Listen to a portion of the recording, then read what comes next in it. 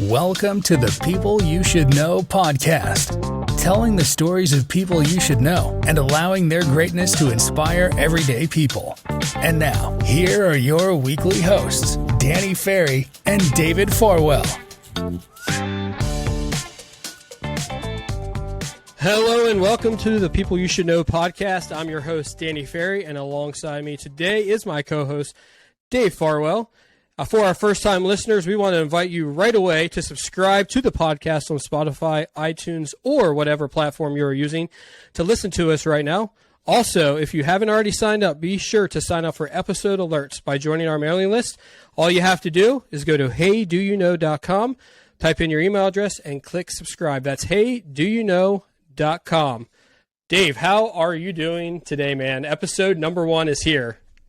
Man, I can't believe it's finally here. It's been such a just a crazy journey discovering that we were even going to be doing this podcast, and yet here we are, episode number 1 with an incredible guest. We've got a special pre-launch episode, by the way, that we just recorded yesterday.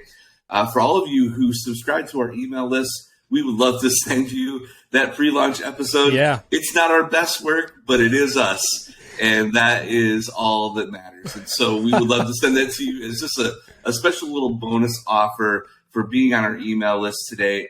Danny, this is such a great idea that we have for this podcast. I'm so excited about it. So excited to bring our guest on. But yeah, this is a good day. Yeah, absolutely. My wife comes in with the save at the 23rd and a half hour here. The hats have arrived. We have sweet swag that we have here now. So I'm pumped about that. So if nothing else, if they listen to the pre-launch episode, everyone will know you have to start somewhere, and that's where we started. And imperfection is okay when you're trying to do something great. So I actually want to start today's episode with just a real quick story. As we jump in and we're getting ready to bring our guest on. But a few years back, my wife's grandparents were on the board of a medical nonprofit, and I was actually working in the medical field at the time, and you and I were doing ministry together, Dave. And so my wife's grandparents gave us an invite to go to a breakfast for an organization here in York County called Catalasso. So we went to the breakfast, and we mingled with people that we knew that were there. We had breakfast. We listened to the presentation and what the organization had hoped to do. And not to sound callous, but that's kind of the standard stuff, right, that a nonprofit has to do when they're talking to donors, trying to reach donors. They're really trying to cast vision. And so I remember that. But what I really remember is then they brought up a keynote speaker to the event, and the keynote speaker is today's guest, Aaron Anderson. And so as a person of faith, for me, it was one of the best messages that I had ever heard that combined faith and social initiatives. And so sitting here today, that was probably 5-6 years ago. And we can ask Aaron some more about this when he comes on the show. But more recently, I've had the privilege of attending the soft launch for another amazing collaborative here in York County called the York County Safety Collaborative. And sure enough, guess who the keynote speaker was? It was Aaron Anderson. And so once again, I sat there just feeling super impressed at how seamlessly he was able to blend faith with social initiatives for the sake of York County.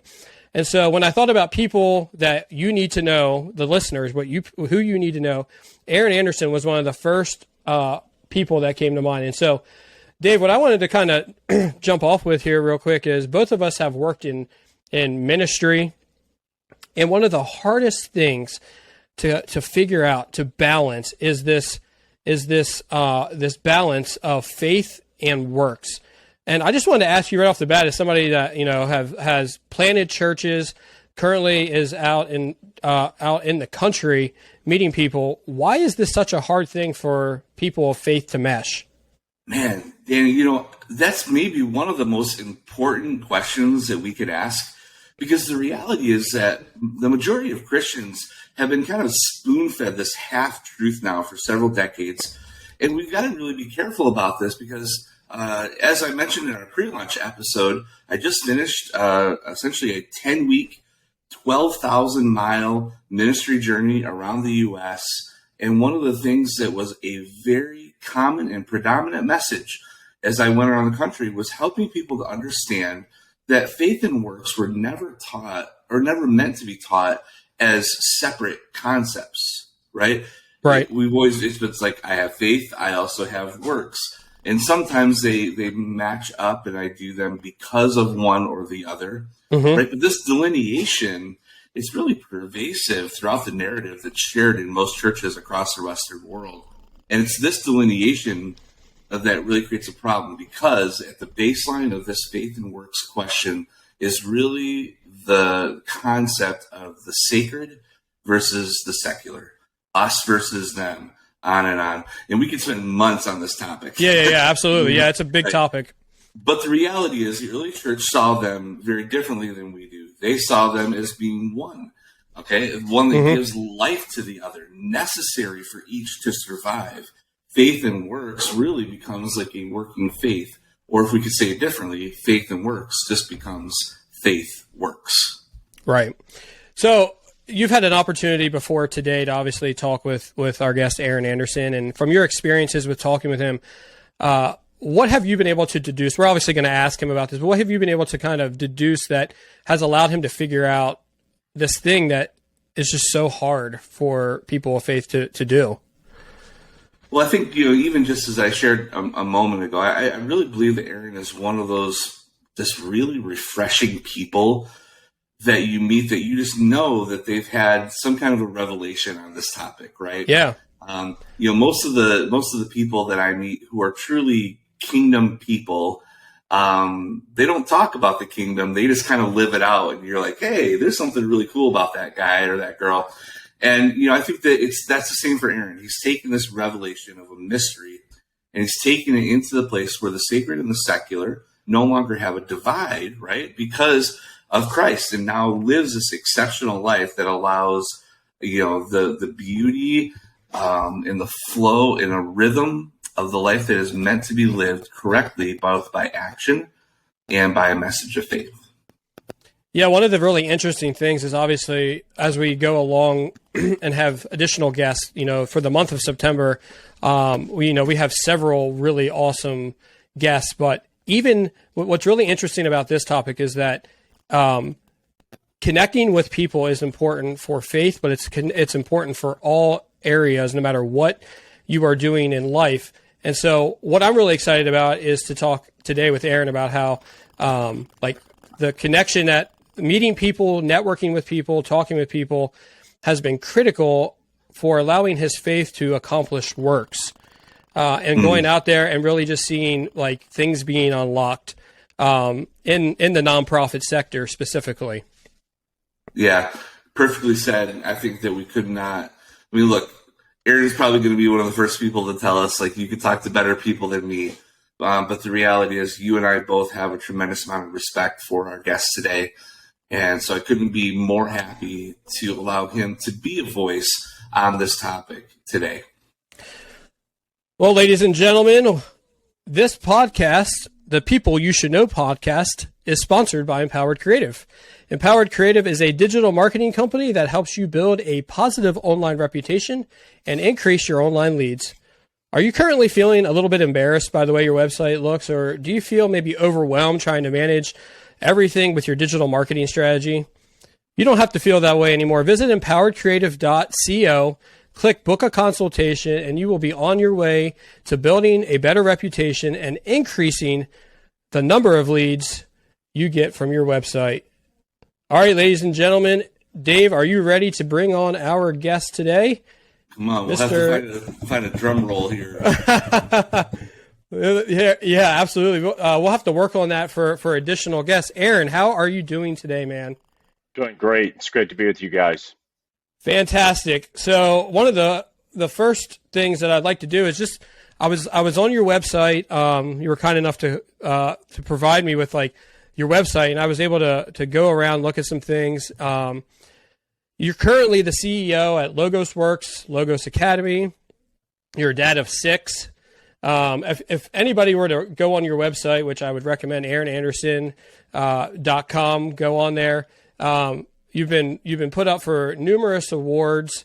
Pretty amazing, honestly. I just kind of have to ask the question, like, how the heck did you agree to come on with us? Well, I'm going to ask the same question. But how did you make me your first guest? Is maybe the better question, because there are plenty of other good people you could be talking to. So, no, it's great to be on with you guys. Yeah, thanks a lot. We appreciate it. One of the first things that I kind of wanted to talk to you about, kind of get a little bit of backstory before we get into some of the stuff that you might be doing now. So when I was on the site, I saw you grew up in Illinois. Tell us a little bit about your childhood, tell a little bit maybe about your parents, what they did, and what it was like growing up in Illinois. Yeah. So I actually grew up in Aurora, Illinois, which any old Wayne's World fans, it's the only way that people know Aurora is Wayne's World. So that's really right. It's really going back. So I just tell people it's Chicago. I grew up outside Chicago.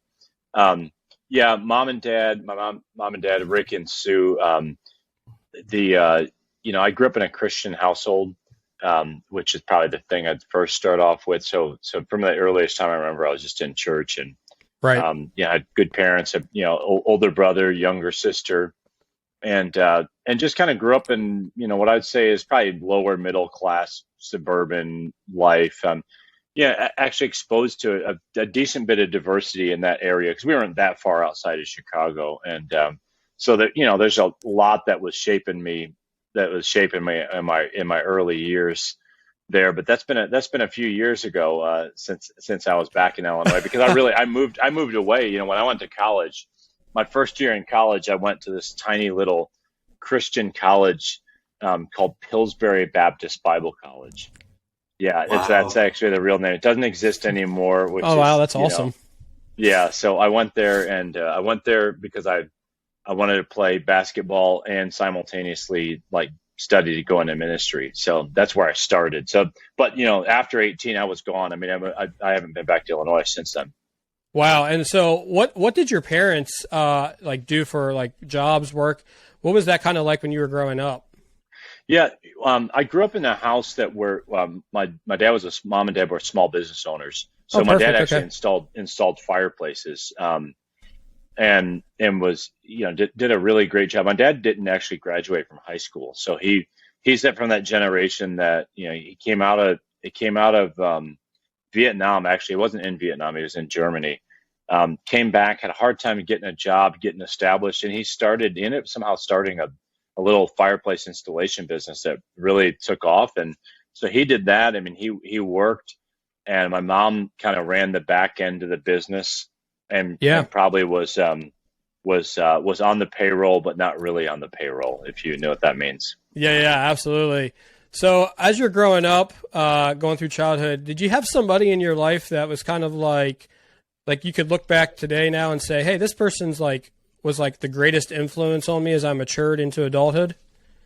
Yeah, there's several. I mean, obviously, my parents were the biggest influence. Looking back now, now that I know, who I am as an adult and why I behave and believe the things I do, parents were huge in that. But the other, it's always nice when and you mentioned I have 6 kids. It's always nice when you have other adults in your kids' lives who your kids look up to. Mine were some people from church. I had a youth pastor and a guy who led our music ministry, and we played. I was I'm a tall guy. If you know me, I'm 6'6". So, I was a basketball player, an athlete, and those guys would just pick me up, and we'd go play pickup ball, and they were. I think they liked the basketball, but I knew now in hindsight, they were doing some additional discipleship work with me. And so those guys had a big influence on me. I mean, I'd say just as a Christian, I'm an evangelist at heart.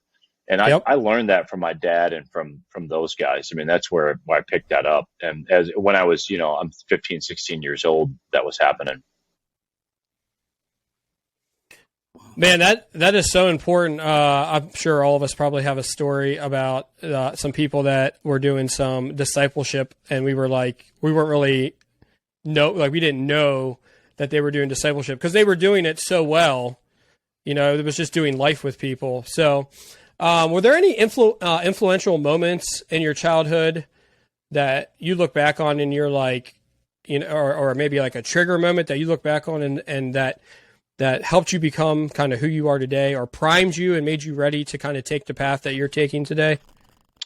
There probably are, if I can dig into my old mind and and think back on some of those.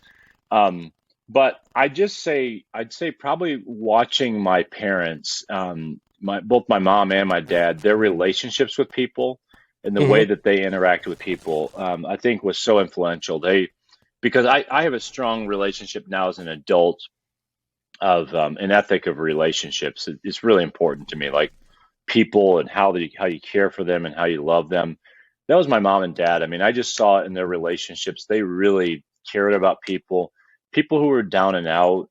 I watched, even though like I don't know that I was taught like anything explicitly about, like race and diversity. It wasn't as much of a topic back then.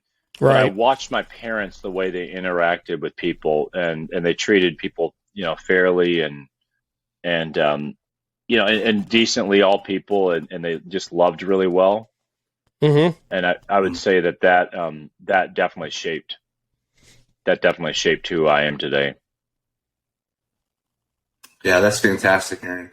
Yesterday when we were recording our pre-lunch episode, Danny cornered me on a question and asked me about the type of person that I was in high school. I don't necessarily like to talk about the person I was in high school, but he trapped me on that one a little bit. But I do want to ask you a question because about that stage of life. When you're about 18 years old and you can look back at like who you were then. And I know that you've got kids that are all through that kind of like older teen, young adult kind of gamut.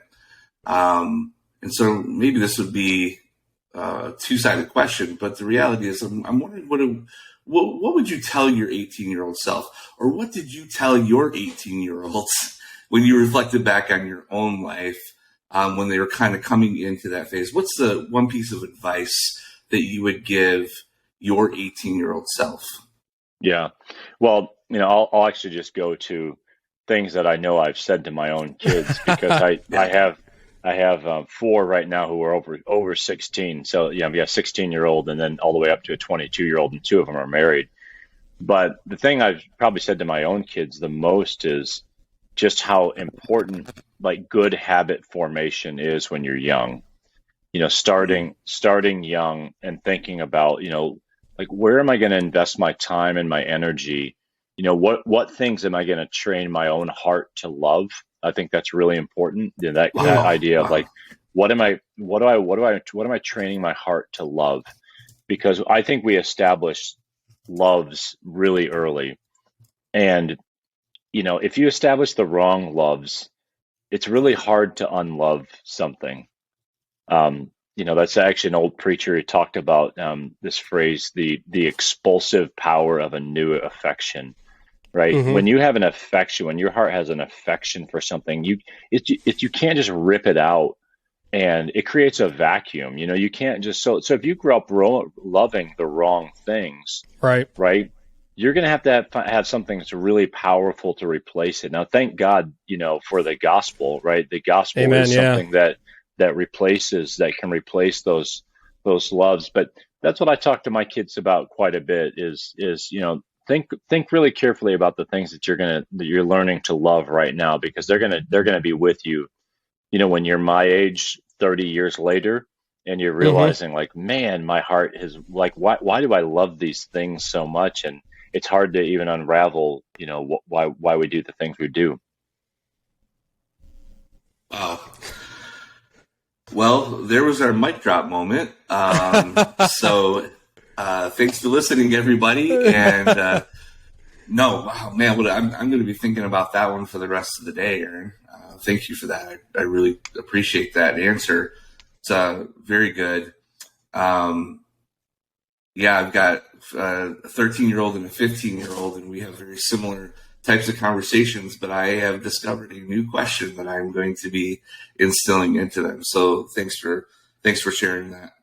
Yeah, Aaron, I wanted to ask a question real quick. Can you tell us a time maybe when you saw your kids maybe processing through your own advice and kind of just what that experience was like for you as a parent, right? You're telling them, be careful what you love, but then just to watch them work through that, what is that like?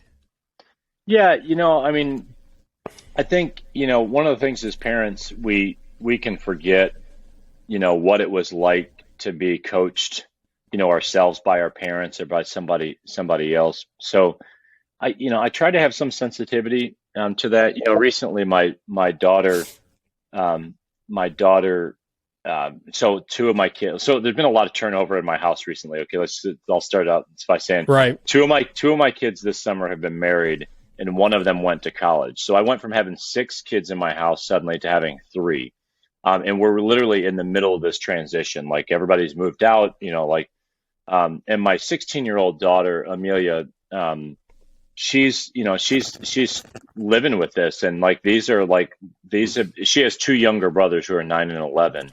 And obviously she loves them, but, right. Older sister, younger brothers, and then older siblings that, she was literally, her sister was stayed in the same room with her for all these years. So, she's been really struggling with that transition, but handling it, like you'd expect a 16-year-old. So the other day I'd thrown on my tennis shoes, and what we do around here is we go for walks. And I said, Amelia, to put your shoes on, you're going for a walk with Dad. I knew she'd want to do it. And I just knew it'd be a time for me to talk with her. And so, as I was walking and talking with her, I said, in that same kind of vein of advice, I said, I was thinking about my own, the last 20 years of my life. And I said, Amelia, let me just share something that I've learned with you. I've learned myself, is that God puts us in seasons, and in those seasons, we don't always know when we're in a season. We don't know when they start and when they finish. But what we do know is that God always does something for us in a season. He does something to us. It's usually a character thing, right? He's usually shaping our character somehow. And then he wants us, the second thing is to cooperate with us. He wants us to cooperate with him, rather. And so as she's processing that and hearing it, the neat thing is she's got some other people in her life. She's like, yeah, Dad, you're saying exactly what other people are saying to me. And I'm like, right. I know, one day you'll look back and you'll say, my dad was right, but those other people sounded better because I don't hear them all the time. Yeah. Yeah. So it's just interesting watching that. But I try to approach my own kids with a lot of grace, just knowing, just in remembering what it was like to be a kid, and realizing it takes years of walking through life and walking with God for some of these things to become a little more rhythmic, if you will. Yeah, yeah, I have some younger children compared to kind of you and Dave. I have a 9-year-old, 7-year-old, and 4-year-old. And so, I haven't hit those things yet, those moments where people maybe have left the house, but the advice to teach my kids to be careful what they love is, I think that's for anybody to take hold of, because there are some really bad things that you can love in life that do create that void and that vacuum in your heart, and you don't want to realize that kind of too late in life. So, Aaron, I want to kind of continue on with your story a little bit. So you went to Pillsbury College. What was your first ministry experience out of college / also maybe want to ask not only your first ministry experience, but your first time where ministry met the social sector for you? Yeah. Yeah. Well, coming out of college, I had an interesting college experience because I transferred from Pillsbury down to Liberty. And I went sight unseen to Liberty University. In one of the years that I was there, the last year that I was there, I actually traveled with Jerry Falwell Sr. And so I used to travel with him on this singing group called the Sounds of Liberty. And yeah, and so we would be, it was really interesting because we'd go everywhere he'd go, and it was literally we were singing in front of thousands of people all the time. And I can remember being at Liberty in front of this huge pastors conference. There are thousands of pastors, attending this conference, and one of the leaders there, the guys we were standing up in front, and they were, just saying, hey, these guys are going to be worship leaders and pastors in your churches, and just feeling like, kind of like, wow, this is overwhelming. And then actually what God did, my first actual ministry experience, my father-in-law was a pastor of this little Presbyterian church plant in Raleigh, North Carolina. And that's actually where I realized I went from singing in front of like thousands of people to like working in like these tiny little churches. Oh my gosh. Just doing grunt work, and I'll tell, man, I remember being a worship leader in church plants where I remember I was working a restaurant job, like as a manager, getting home like Saturday nights after doing inventory at the restaurant. You get home like 2:00 in the morning and having to load up the car with all the worship equipment to go to the little public school where we were going to, so I went from so it was God, it was the best. It was totally God's schoolhouse, because he just brought my expectations and my ego like way down to, and it was there. I can remember God speaking to me in those moments when I was loading equipment, saying like in the loving, God doesn't speak to us this way, but if I was speaking it, I'd be like, hey, dummy, ministry is not about you. It's actually about serving people. And don't you know that's what Christ, that's what Jesus, the way he served, he washed people's feet and he served people. And it's not about having a big platform or anything like that. That was so impactful to me in my early years that, I just learned what it meant to love people and to minister to people. In that, and so like it really killed in some respects. Everyone that I sang with like went on to go into professional, music or acting or something somehow. And my path went a very different direction. And at first I can remember thinking back like, man, I'm like, what happened here? And now I can look back and say, yeah, God gave me the opportunity to do something very different. But he puts you through like a hard school to do it. Oh, that could be there are several topics here. It could be a whole podcast episode. My most recent season of my life. It's funny that you said about how we don't know when they start. We don't know when they end. But I can tell you that the most recent season, once I figured out that it had very abruptly come to an end, I just kind of looked back at like 5 years. And one of the great verses that always came out of it was that struggle brings about like endurance and perseverance and all these really amazing, and then your character becomes much better through all of that. And I'm not perfectly quoting that from scripture, but at the end of the day, the person that I was after 5 years was so much different for the better. And even though the experience, I wouldn't want to experience all that again. Like if I had a choice, I'm better today because I went through that. Dave, do you have any experiences like that? Good grief. I think that's been maybe the experiences that have continued to define my life. I'm sure, Aaron, if we were to continue to probe, that wasn't the only time that you learned that lesson. And God peppers those lessons throughout our life to continue to drive us into deeper levels of compassion, deeper levels of love. And just when we think we're there, he brings along another opportunity to enter back into that schoolhouse that you described. Aaron, for as long as I've known you, whether it's, slightly more up close or from a distance, I can see very clearly that what you're saying is true. And I just want to make sure to say this to our audience as they're listening here, that this isn't just lip service. This is something that truly has defined your life and has brought you to the place where even the things that you are actively doing now are probably a great fruit, a result of something that God began in your life way back in the Sounds of Liberty, in those early ministry experiences. I too am a Liberty graduate. I'm very familiar with. I was there actually for Dr. Falwell's last years. Those were my years at Liberty, and I have a story about Dr. Follow that I'll share some other time. But long story short, what a beautiful narrative that the Lord has kind of unraveled and just weaved through your life, and it's an exceptional story. I think that probably just based on where we're at with time, we're just going to kind of transition into a final segment of our podcast here today. And before we do that, just want to share one of our other sponsors for this podcast. The People You Should Know podcast is sponsored by Axe Token. Axe is a brand new cryptocurrency and NFT built upon principles that are unprecedented in today's financial market. Axe is here to help you to build legacy and generational wealth while also performing acts of kindness that change the lives of orphans, widows, and survivors of abuse.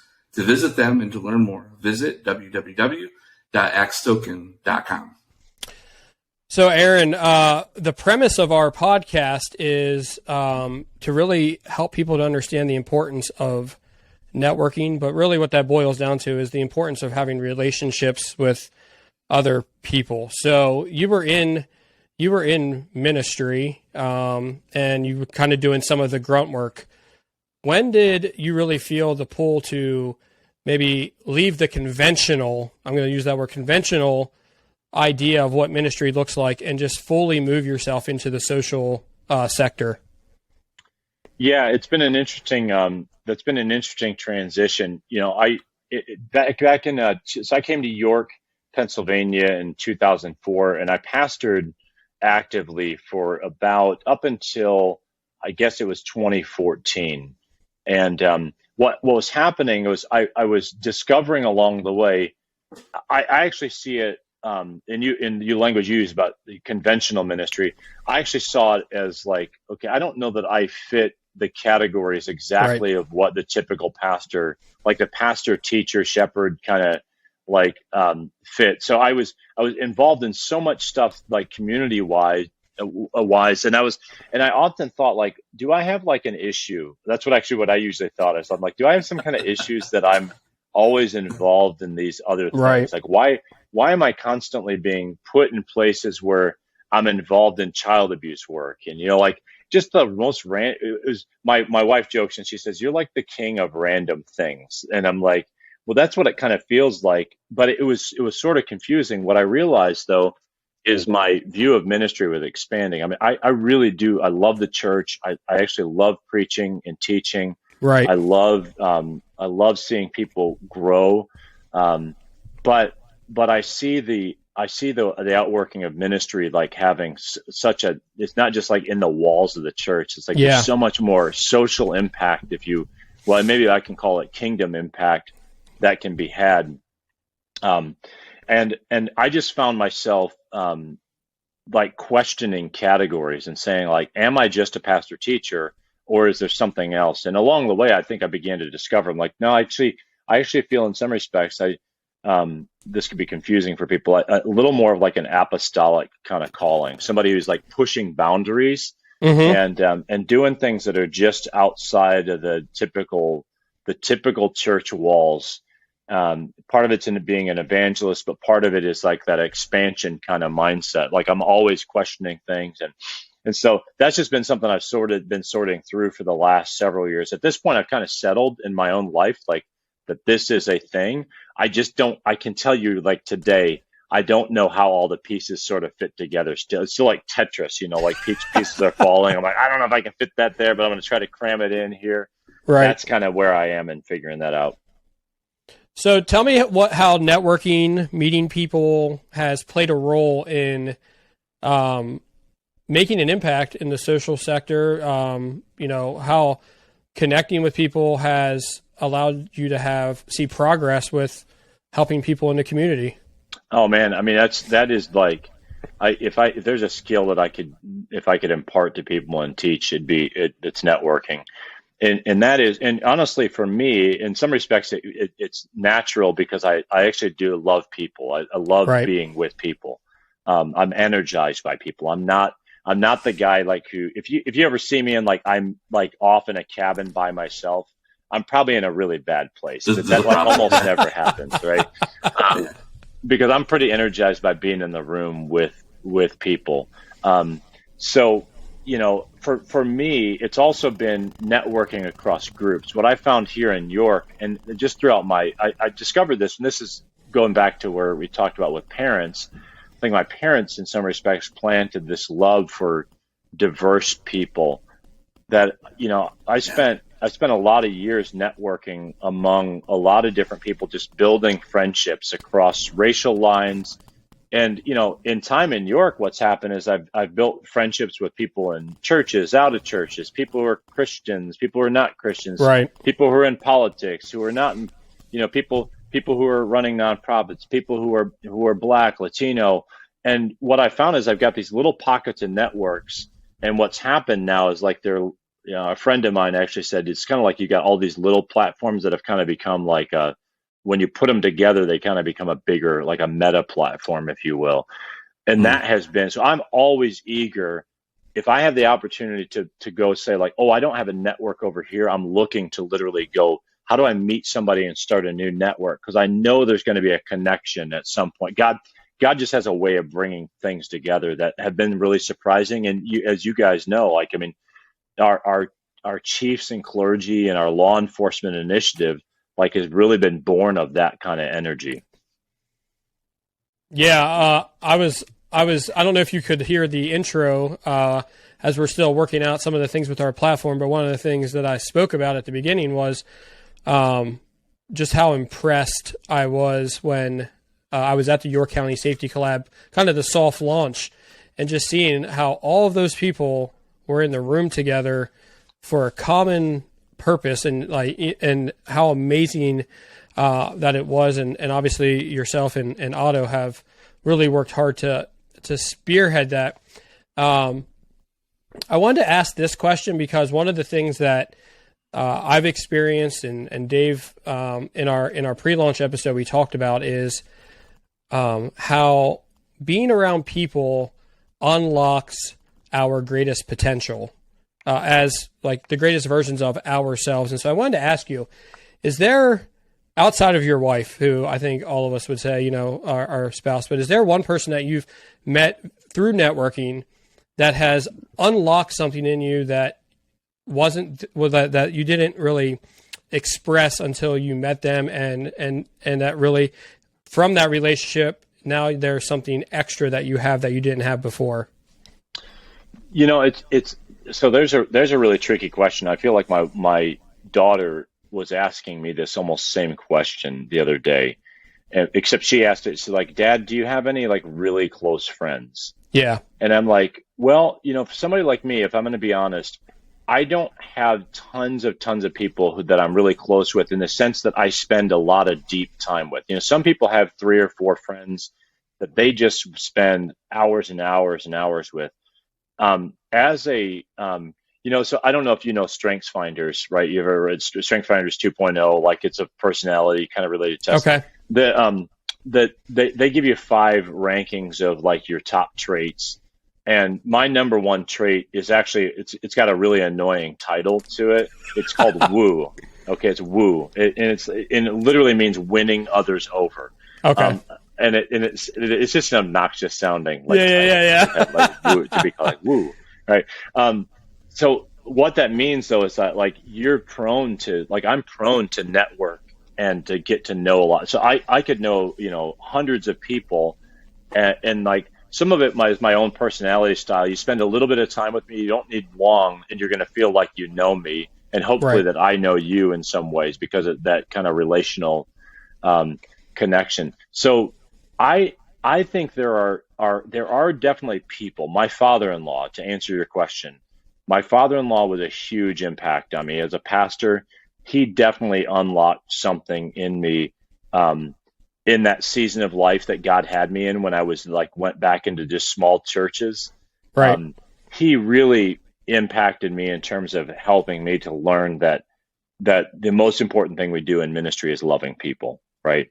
That loving and connecting and caring for people. He's one. There are others that I could think of along the way.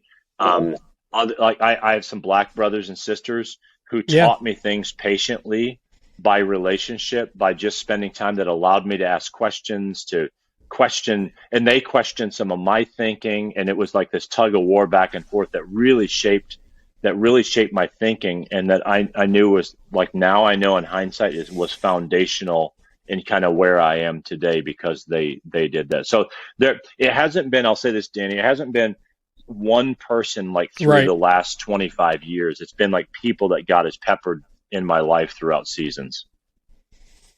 Yeah, I think that makes a ton of sense. I think that's something that I've experienced as well. So you move into the social sector, right? Like pretty much you move from ministry, go into the social sector. The faith element is still there. Like your goal is to help to bring the kingdom to like fruition within our communities. I wanted to ask this question because I feel like in our society, and you can even agree or disagree with this, I'm okay either way, but I feel like in our society that there has become almost an attitude that if something's hard, we just quit. And so I just wanted to, one of the things we want to do on this podcast is we want to help to inspire people to push on when things are hard. And so I want to ask you, what is the biggest obstacle that you've had to overcome as you've strived to push the needle or move the needle in the social sector? Yeah.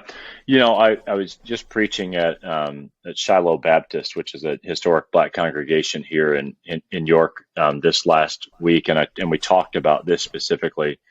One of the things that I have particularly found, there's a friend of mine named Ben, who's a pastor who's talked to me and he on numerous times he said, man, like you're like the guy that is always put in these like really hard situations. And he said this to me several years ago, and he was saying it as an encouraging thing, like, hey, way to be, God's using you. And I'm like, well, that's good. I'm like, but over the years, like I've sort of learned that like that's become a thing. Like now it's actually a role. I actually now will have politicians, right, will call me and ask me to help broker peace between people. Leaders are asking me to do that. They're saying like, we need to go confront this person in the community, and we think you should be the person to do it. And I'm like, why are you calling me and asking me to do this? Like, but I said to my friend, Dr. Larry Waltower, pastor at Shiloh Baptist, I said to him several months ago, or actually probably like a year or two ago, I said, Larry, for me, something occurred. The Bible says, blessed are the peacemakers, right? For they'll be called sons, right? Sons and daughters in the kingdom. Right. It occurred to me that, I'm like, I think God has called me to be a peacemaker. I got settled. That became a settled part of kind of my identity. I became a peacemaker. What I realized was that means that I'm going to constantly be put in conflict. And so what I've found is that in the organizations that I've been in, to get back to where you started with this question, the organizations that I've been in and the conversations that I'm constantly pulled into in the community, it's always conflict. So it's always hard. It's always hard. But peacemakers, like I'm not bringing like some magic, right? What I actually am bringing, I believe, is as the salt and light of Christ into situations is something that actually has power to heal, right? Is by bringing that. And so I expect anymore, typically when I'm getting involved in things, is that it's gonna be hard. Whatever I'm getting involved in, it's gonna be hard. Social problems that we have in our communities today aren't here because they're like because they could have been fixed easily, right? If that were the case, they would have been fixed. They're complex. They're challenging. Parties like we dig in our heels, and we don't want to move. We don't want to negotiate. We don't want to come together. So I think that's almost like an expectation at this point. Is when I come in, it's like you better be ready for it's going to be hard, and you better have some endurance, right? You get a breath, right? And then just stick at it and expect that solutions are not going to probably come. Like if I go work on something, I should not expect fruit like in the next month. Maybe in 10 years, I could see fruit. I'm seeing like with our safety collaborative, we've been at this for 6 years now. we're actually seeing what I think it looks like the start of fruit. Yeah. 6 years later, right? So who knows what it'll look like in 20 years? I can't imagine. I think it's good. I think it's going to be absolutely amazing. Aaron, I fully agree with you, and I think what an important lesson. Whether it's in an initiative where we're facing social issues, or even just a relationship, we can look back and look at the relationships that we had, the ones that have been long term in our lives, and we could say, "Well, boy, I thought they were pretty great, 20 years ago, but man." Where they are now. My wife and I just celebrated our 24th anniversary this past Sunday, and it's always a question that we ask. Right, we sit down over wherever we're having a meal or wherever we're strolling. It's been amazing. I don't know if you know, Aaron, we live in Southern California now, and so we've got some amazing places to walk. And we were just having this conversation. I'm like, man, what was this last year like for us? Which was just mind blowing. But then to look forward into the next year, where do we want to be? Not just in the things that we do, but where do we want to be relationally? And I think that there's something about that, like gritty, long-term work that we're willing to do with whatever we put our hands to, whether it's people or projects or whatever it may be. And I just think that you are exemplary, Aaron, in this field. It goes back to what you probably said earlier about the habits that you form early on in life. But this is something that really does mark who you are as a person, and we honor you for that. So I think that as we move forward into this conversation, we started this episode by really talking about the concept of faith and works, bringing that whole idea into the relationships and the networking that we have. I love your language, though it may be unfamiliar for some. It's been my journey, actually. It's the reason I'm in California, was discovering that I'm really not wired to be a pastor shepherd type of person, but I am very much more apostolic, and that's a conversation, for another time. But the reality is this, is that you are a person, you are a sent person who's out in the marketplaces and the social sectors of life with your faith fully intact, and understanding that your works and your faith have a relationship. And I would love for you I'd love to ask actually just a more open-ended question instead of being more targeted, to say, what is it for you as you think about the nature of faith and works and the relationship between them? What is it that you would like to share that you've learned as you stepped out of conventional ministry and all the things that you've accomplished, whether it's through the school or through the initiatives in the city? What would you share that you've learned about the relationship between faith and works? Yeah, man, boy, how much time do we have? Right. I love what James says. In the book of James, talks about faith without works is dead. You say you have faith, and that's like today. I would say this to the church, like almost prophetically, if I can be so bold. Say, you say you have faith, but where are your works? Like, show me. You say you have faith. I'll show you my faith by my works. Right. Right. I don't think. I think we should be really careful to get away from verbal expressions of faith. Like, we've got to make sure that we're being faithful to speak what we believe and say it winsomely. But on the other side of that is, I think our world is in a desperate place of needing to see what faith actually looks like. That's why I'm so drawn to encourage the church and individual Christians to move into the social sector, not so that we get away from the verbal articulation of faith, of gospel, and like what we believe. But actually, let me show you, like, what is. I can tell you all day long that God loves you.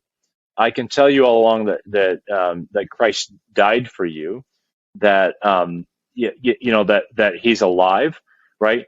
But when I move that all sounds good, but until I move into some area of your life or your community where that's like lifeless and hopeless and dead, and like there's no progress, and like it feels like like all hell is breaking loose in decay.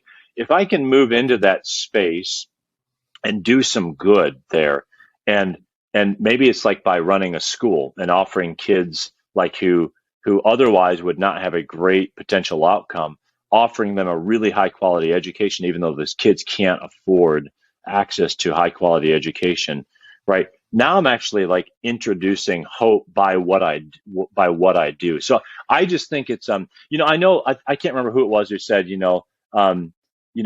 that talked about preaching without actually preaching. There's that little saying that says like preach the gospel always, use words if necessary. I'm not a huge fan of that because I think preaching gospel means like I actually have to use some words. But I think we're in this great time now where Christians need to be active in the social sphere, doing good works. And, the Bible actually says that when you do good works, people will actually praise the Father in heaven.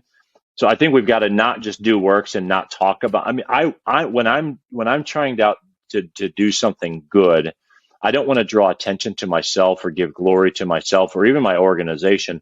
I ultimately want to say, we do this because of Jesus, right? We run a school for kids that can't afford a private education because of Jesus. And it's not because we're great people. It's because God loves the world, right? That to me is like, okay, now you're putting faith and works together, and you're putting it in a way that's really tangible. And hopefully people see that and they say, I should consider Jesus. Whew. Man, that's it. That is, I just absolutely love that, Aaron. And what a fantastic explanation. You did a good job of putting that in a nutshell. Well done. Well done.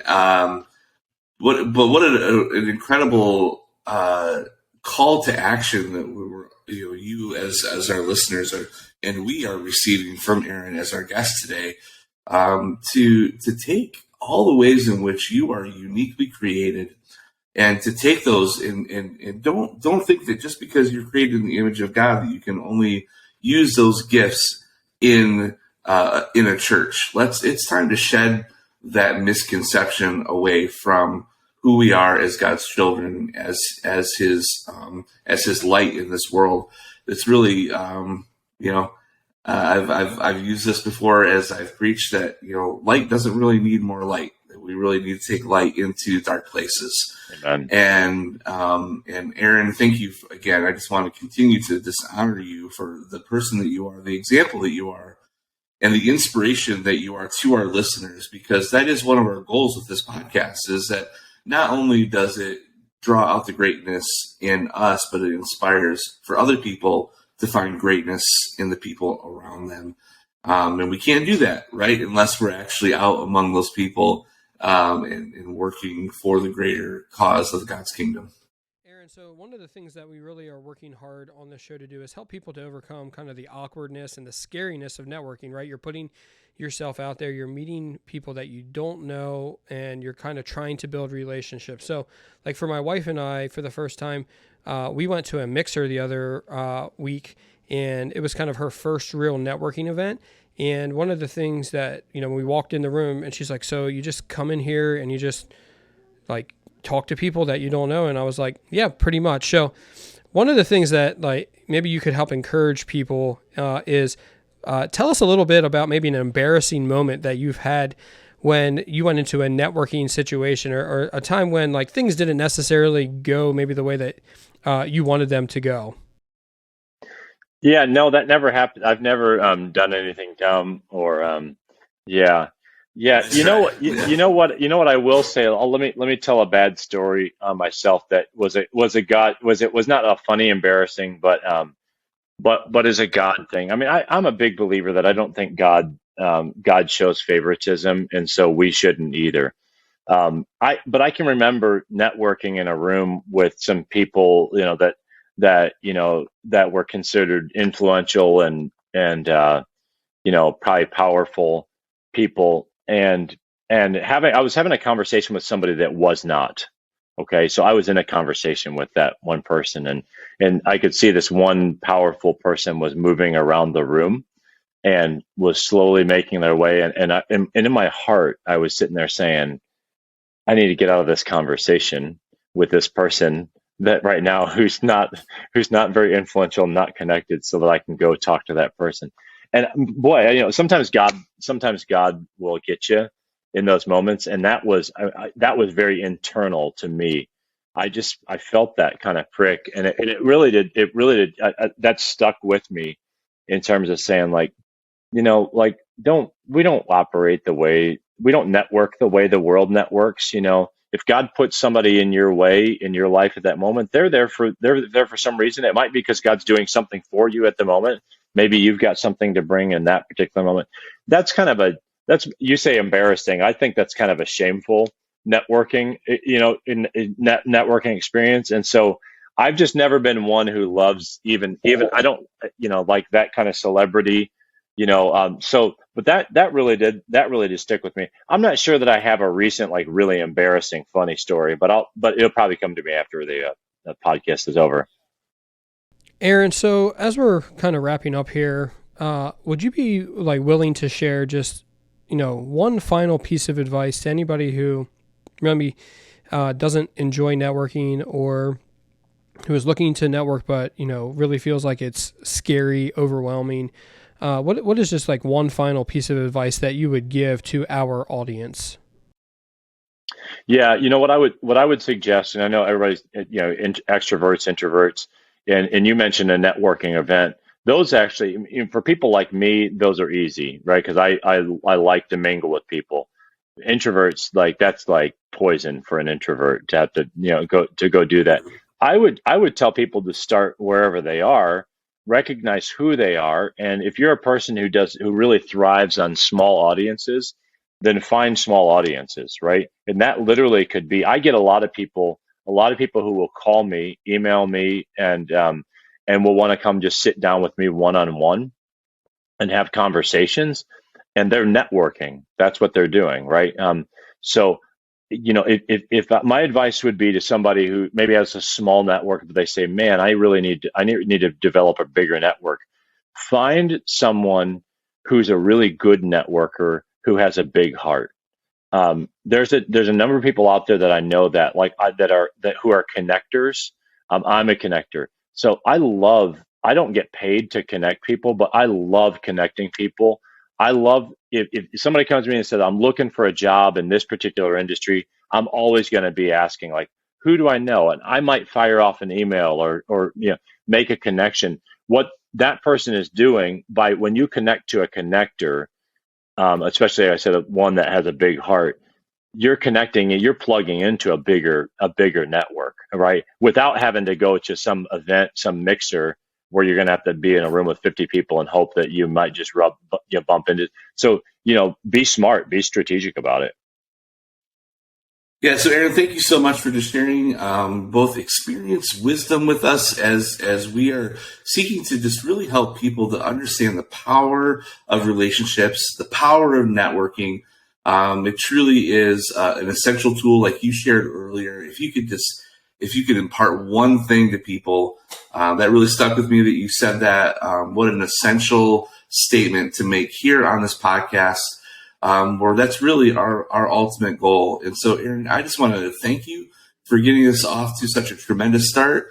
You have been double the guest that we expected that you were going to be. And so we really appreciate you being on with us, sharing in your wisdom and in your life. And we just thank you and we bless you as you move forward and all the things that you have your hands on. May it all return favor and relationship to you in ways that just bring abundance to your life, into the community in which you live. Thanks, Dave. Thank you for joining us for this week's episode on the People You Should Know podcast. A very, very special thank you to today's guest, Aaron Anderson, for sharing his journey with us. Make sure to never miss an episode of the podcast by subscribing to our mailing list at heydouyouknow.com. That's heydouyouknow.com. On next week's episode, we will be chatting with the business owners of a small coffee shop in York County, and we will hear the story of how they turned an old abandoned building into one of the best community hubs in the city. Once again, thank you for joining the People You Should Know podcast. We hope that today's episode has inspired you to connect with others and unlock your greatness. Thanks for listening to the People You Should Know podcast. Do you know somebody amazing? Do you wish everyone knew about them? We can't wait to hear from you. Drop by one of our social pages and send us a message with your nominee to be a featured guest on People You Should Know.